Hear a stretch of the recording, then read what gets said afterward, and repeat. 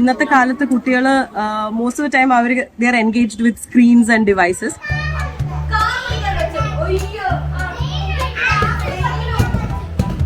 വരുന്നതിന് മുമ്പ് വരാൻ ഒട്ടും ആഗ്രഹമില്ല, ബിക്കോസ് അറിയാത്ത ആൾക്കാരല്ലേ, ഫുൾ സ്ട്രേഞ്ചേഴ്സ് ആണ്. അപ്പം പറയുമ്പോൾ അല്ല വേണ്ട ഞാൻ വരുന്നില്ല എന്നൊക്കെ പറഞ്ഞിരിക്കുന്നു. പക്ഷെ ഇവിടെ വന്നു കഴിഞ്ഞപ്പോൾ ഐ തിങ്ക് എല്ലാവരെയും കണ്ടു കഴിഞ്ഞപ്പോൾ ഭയങ്കര ഹാപ്പിയായി, പെട്ടെന്ന് എൻഗേജ് ആയി എല്ലാവരുമായിട്ട്, എല്ലാവരുടെ സംസാരിക്കുന്നൊക്കെ ഉണ്ട്. ഇത് ആദ്യമായിട്ടാണ് അറ്റൻഡ് ചെയ്യുന്നത്. വളരെ നല്ല സ്റ്റോറി ടെല്ലിംഗ്, നല്ല സെക്ഷൻ ആയിരുന്നു, നല്ല ഇന്ററാക്റ്റീവ് സെഷൻ ആയിരുന്നു, വളരെയധികം എൻജോയ് ചെയ്തു. സ്കൂളിൽ പോലും വിട്ടിട്ടില്ല. ഫസ്റ്റ് ഡേ തന്നെ പുള്ളിക്കാരി ഓക്കെ ആയപ്പോൾ ഭയങ്കര കംഫർട്ടബിൾ ആണ്. ഭയങ്കര ആക്റ്റീവായിട്ട് പാർട്ടിസിപ്പേറ്റ് ചെയ്യുന്നതുകൊണ്ട് ഭയങ്കര സന്തോഷമായി. I asked the question, Mole, Janaki Handy has this session tomorrow, and she's like, oh, Ma, let's go. So she's always excited to be a part of Janaki Handy's storytelling session.